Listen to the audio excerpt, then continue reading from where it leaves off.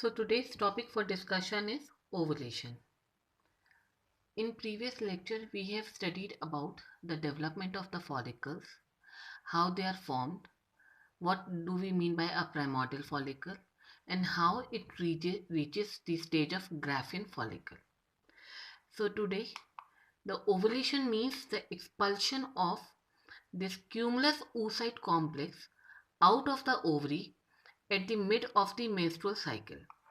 So if the menstrual cycle is of 28 days, the ovulation occurs at 14th day. And if the menstrual cycle is of 30 days, the ovulation occurs at the 15th day. So this is the diagram. You can very well see. This is the ovary and you can see the follicles in various stages of development. And finally, this one big follicle is ovulating. The ovum is being expelled out of the ovary. So this is ovulation, the expulsion of the ovum out of the ovary into the abdominal cavity. And as soon as it comes out of the ovary, this ovum is picked up by the fimbriae of the fallopian tube. Now this ovum is being transferred into the fallopian tube where the sperms come and fertilize it at the ampulla of the fallopian tube. This is another diagram. This big red color is the ovary and the finger-like projections are the fimbriae of the fallopian tube, and the pearly white shining structure you are seeing here is the ovum. So again, this is the different diagram image which is showing you the ovulation of the ovum. Now ovulation is not a single process. It is comprised of many steps and then the ovulation occurs. So all these steps together form the ovarian cycle. The first step is the recruitment of a group of follicles. The second is the selection of a dominant follicle and its maturation. The third is itself the ovulation. Then the formation of corpus luteum and the demise of corpus luteum. In subsequent slides, we will be taking one step at one time. So the first one is recruitment of a group of follicles.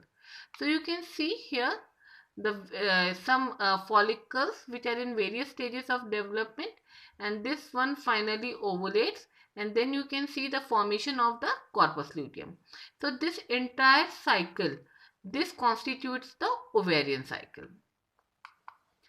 So coming to the recruitment of group of follicles. So recruitment means किसी को शामिल करना. So the primordial follicles, the group of primordial follicles, they are included in the process of development. There are many primordial follicles, which are arrested in the prophase of the meiosis 1. So not all primordial follicles are selected, only some of them are selected and they enter into the next wave of development. That means now these primordial follicles will start developing into pre-antral, antral and then Graafian follicle. So if we come to the definition, recruitment is the process by which an arrested primordial follicle is triggered to reinitiate the development. That is, now it will start developing into pre-antral and antral stage and enters the pool of the growing follicle. The primordial follicles are recruited. Now which one will be recruited? Now this process is pituitary independent and GnRH has nothing to do with it. Some people say that it is probably controlled by the autocrine or paracrine mechanisms, but still there are certain hypotheses for it, and one is that all those primordial follicles which are near to the medulla. If you remember, the ovary is divided into two parts. The outer is the cortex where you can find the follicles in various stages of development, and at the center is the medulla where the blood vessels and the nerve traverse. Now these blood vessels have blood in them, and this blood brings nutrients and blood-borne regulatory molecules. So one hypothesis is that probably these regulatory molecules or these nutrients, they play a vital role in recruitment. So all those primordial follicles which lie close to the medulla might get recruited for this ovulation process, and some say that each primordial follicle has a internal clock mechanism inside it. तो हर किसी की अपनी clock है, जब उसका time आया तो वो रिक्रूट हो गया. So these are the two hypotheses and we are not sure which one is actually responsible. So not all the primordial follicles get selected or get recruited for the wave of development. 15-20 एक ovary से हो गए, 15-20 दूसरी ovary से हो गए, and they enter into the wave of development. Now you can see these primordial follicles got recruited. They entered into the pre-antral and then antral, and finally one follicle is selected. So you can see that supposingly यहाँ पे 40 primordial follicle develop हुए थे, तो ये 40 के 40 pre enteral नहीं बनते. इसमें से कुछ का एट्रीजिया हो जाता है, कुछ प्री एंट्रल बनते हैं. फिर प्री एंट्रल से जब एंट्रल बनते हैं, फिर एट्रीजिया होता है और थोड़े से एंट्रल बनते हैं, और एंट्रल में फिर काफ़ी सबका एट्रीजिया हो जाता है और एक फॉलिकल सेलेक्ट होता है जो कि ग्राफियन फॉलिकल बनता है. डेवलपिंग मेच्योर फॉलिकल होता है जिसका ओवम ओवुलेट होता है. And now among the 20 antral follicles, which one will become the dominant? A follicle which has all these mechanisms become the dominant follicle. The one who has efficient synthesis of estradiol, that means estrogen. अब oestrogen कौन बना रहा है? Granulosa cell बना रहा है. जिस dominant follicle के पास खूब सारी ग्रेनुलोसा सेल्स होंगी, वो खूब सारा एस्ट्रोजन बनाएगा. दूसरा, जिसके पास एंट्रल फ्लूइड में एफएसएच की कॉन्सेंट्रेशन हो, ग्रेनुलोसा सेल्स पे एफएसएच रिसेप्टर्स हो और एस्ट्रोजेनिक माइक्रो एनवायरनमेंट हो, ऐसा फॉलिकल ही डोमिनेंट फॉलिकल बनता है. और ये डोमिनेंट फॉलिकल क्या करता है? It inhibits the growth of other follicle because it secretes inhibin. It makes the cervical mucus thin and profuse. It prepares the endometrium for the progesterone, and it affects the fallopian tube to favor the transport of ovum and zygote. So a dominant follicle is one which has good number of granulosa cells, which is secreting huge amount of estrogen, and this follicle retards the growth of other follicle. This is the Graafian follicle which is now ready for the ovulation. You can see outside is the theca cell which is divided into the external and internal theca cell layer. Then here you have this inside the mural granulosa cell. The blue color is the ovum, oocyte, and the surrounding is the cumulus granulosa cell. So this entire complex forms the cumulus oocyte complex. And with a pedicle it is being attached to this mural granulosa cell layer.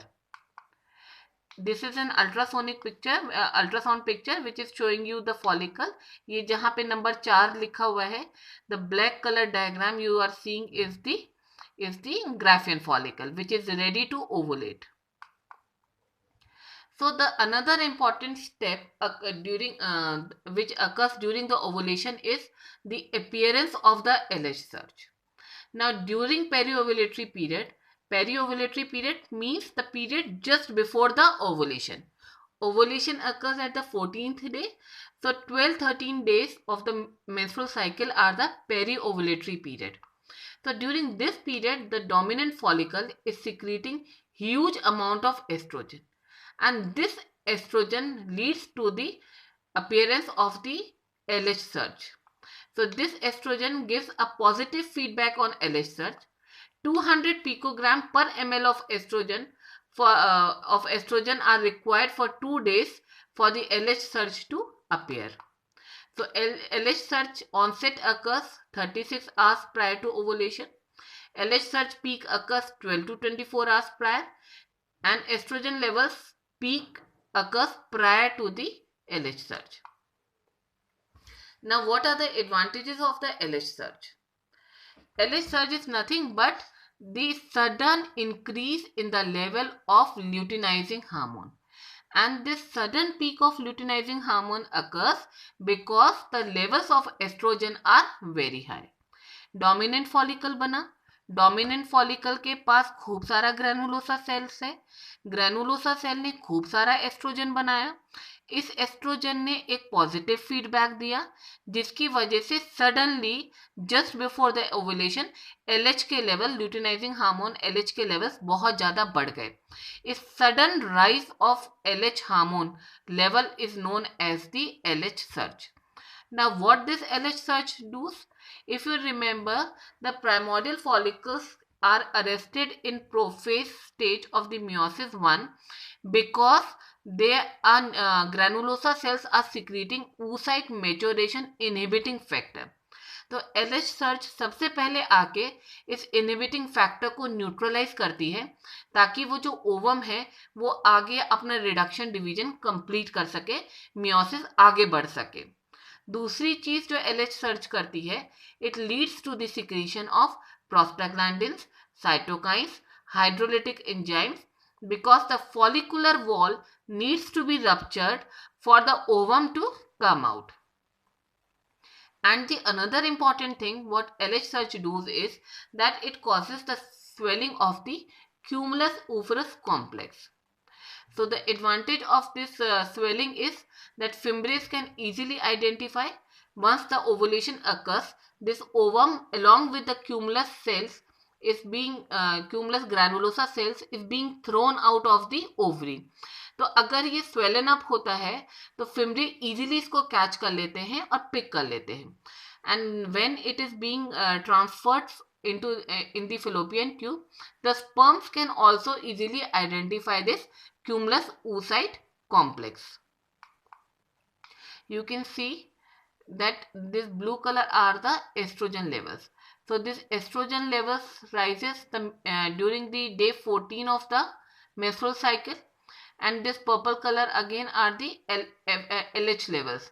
तो you see कि पहले oestrogen का level rise होता है, उसके एकदम बाद LH के सडन लेवल्स राइज होते हैं.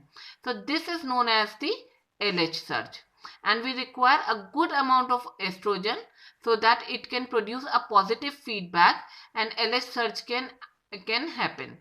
And you see कि after 1 or 2 days the ovulation occurs, and this is the day 14 where ovulation is occurring. The LH surge is occurring prior to the ovulation. The next important step is the appearance of stigma.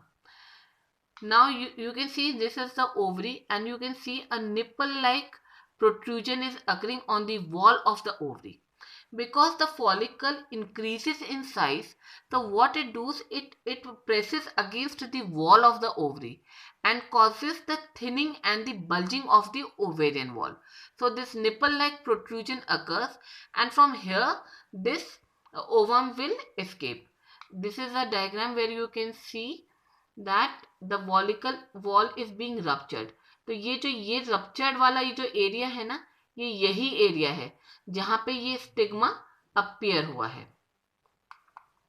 So stigma is a nipple-like protrusion on the wall of the follicle, and this leads to the pressure on the follicular wall and the stigma appears. Now this stigma is gets ruptured because of the plasmin, prostaglandins, cytokines, proteolytic enzymes from the theca externa cells of the follicular walls. Now the follicular wall ruptures, and so the ovarian wall also slightly ruptures, and you can see in this diagram what happens.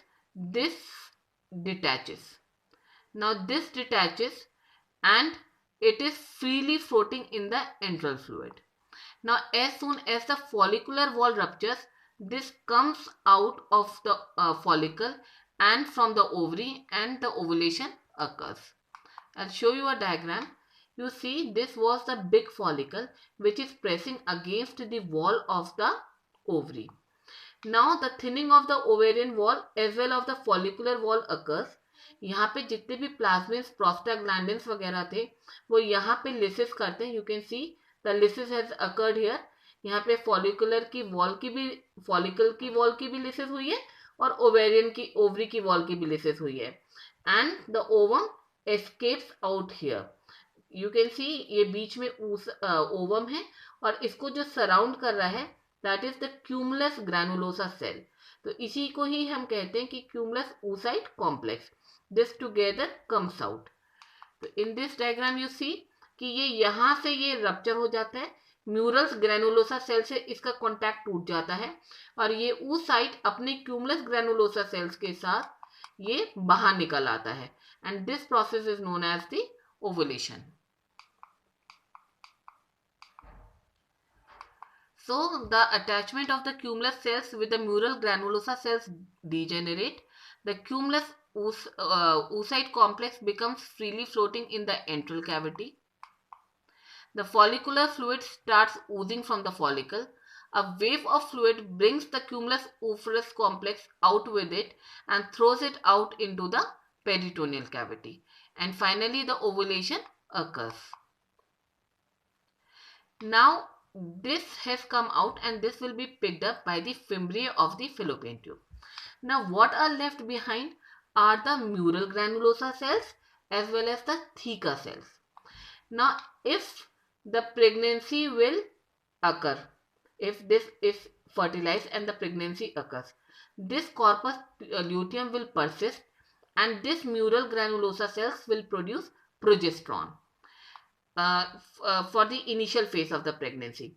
In case the pregnancy does not occur, the ovum is not fertilized, this corpus luteum will degenerate and the corpus albicans will be formed. So you can see the corpus luteum, if the pregnancy occurs, the corpus luteum persists, but if the pregnancy does not occur, the corpus albicans is formed. And the mural granulosa cells, they produce the progesterone. This is a diagram which is showing you that ovulation has occurred. The ovum is picked up by the fimbriae of the ovary. This is being transferred in the fallopian tube. Here the sperms come and fertilize the ovum.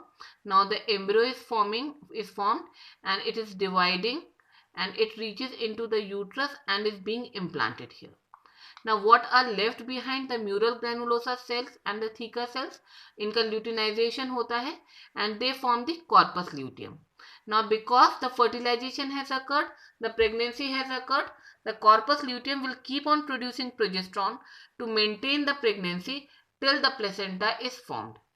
In case this fertilization has not occurred, this corpus luteum will degenerate and will be converted into the corpus albicans and the next menstrual cycle will start.